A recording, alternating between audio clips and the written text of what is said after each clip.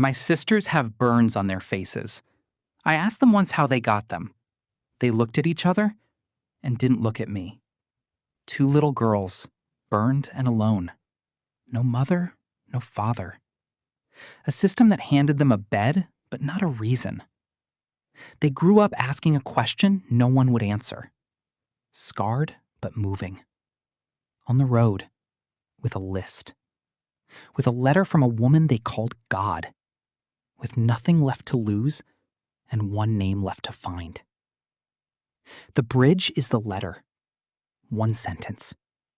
3 words. Make him dead. That sentence is what turns before into after. And Marcus watched it happen. And I never once, not once, sat down and asked them how they got there.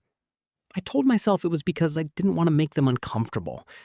The truth is, I didn't ask because some part of me already knew, and knowing would mean having to do something about it. My name is Marcus. Racine and Anaia are my sisters.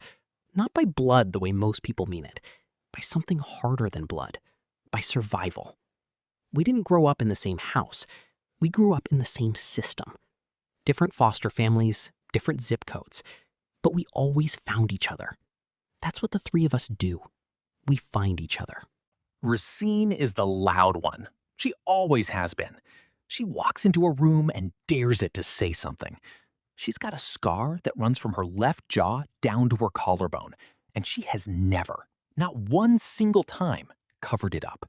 She wears it like armor, like a sentence she never finished. Anaia is the quiet one, softer, slower.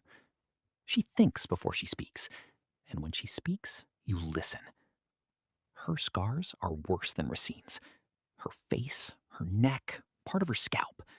She keeps her head down in crowds. Not because she's ashamed, because she's tired of the way people look at her, like she's a problem that needs explaining. They were burned when they were children. I knew that.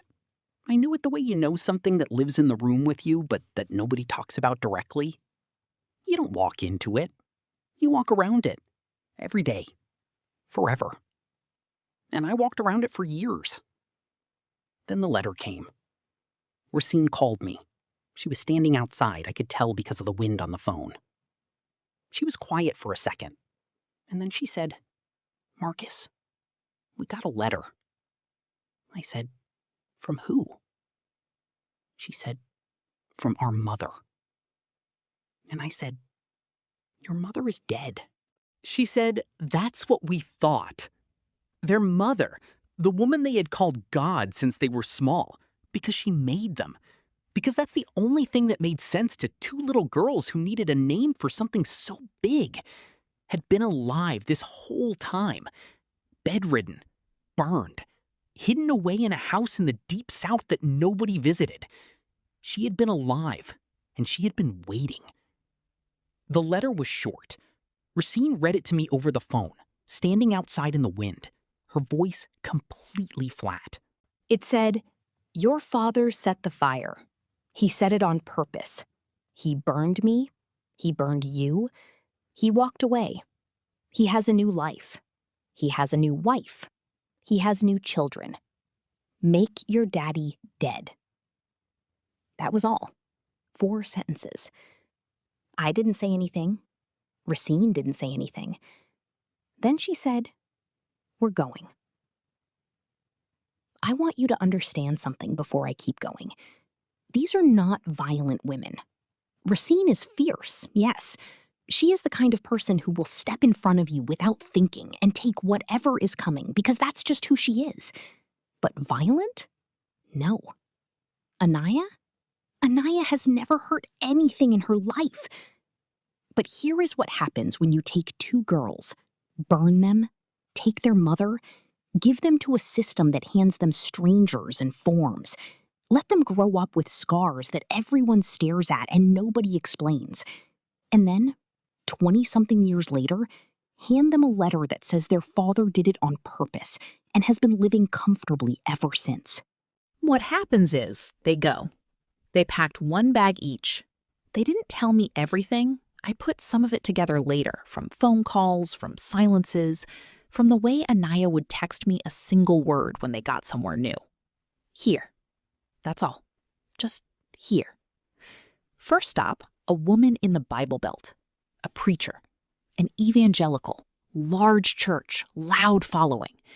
Turns out she was one of the father's women. One of the ones he left behind.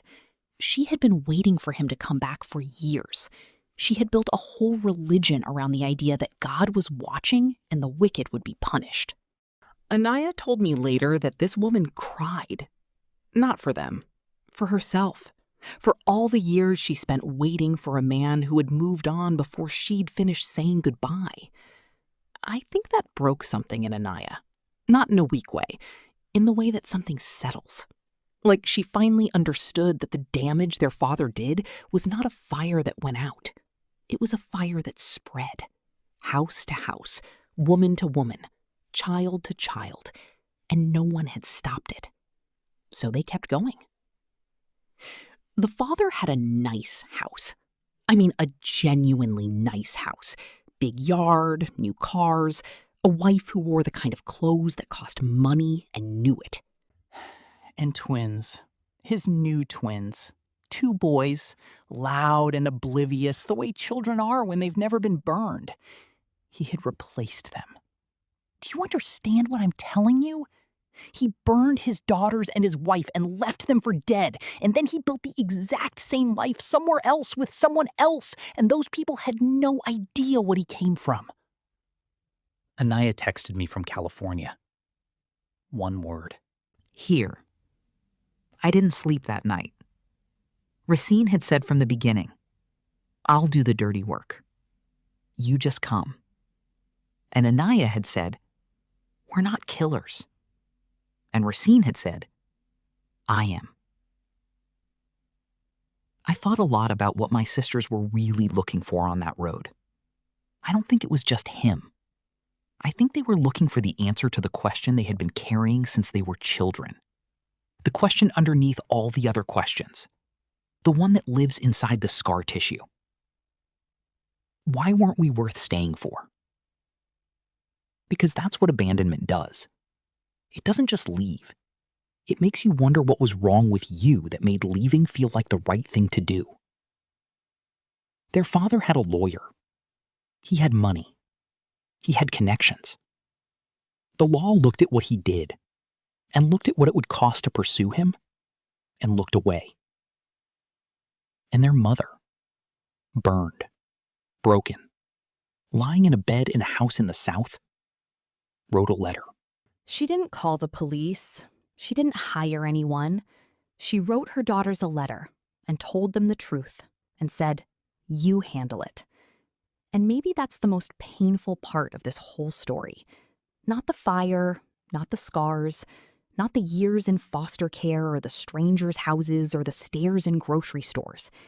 It's that the only person who finally told them the truth was the person with the least power. And she handed that truth to 2 women who never asked to carry it and said, go.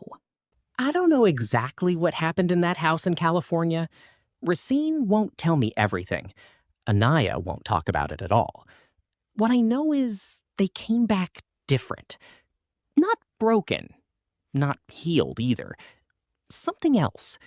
Like 2 people who walked through a door and discovered the room on the other side wasn't what they expected. And now they have to figure out what to do with that. I asked Anaia once, after it was over, if she had any regrets. She was quiet for a long time. Then she said, I regret that we had to go. Not that they went, that they had to. That's the difference. This is the story of Is God Is. 2 sisters, 1 mission. A father who thought he got away. Go see it. And when you walk out of that theater, think about every person in your life who is still carrying something that was done to them. Think about whether they were ever given a letter. Think about whether they ever had someone to go with them. Racine and Anaia did? Barely.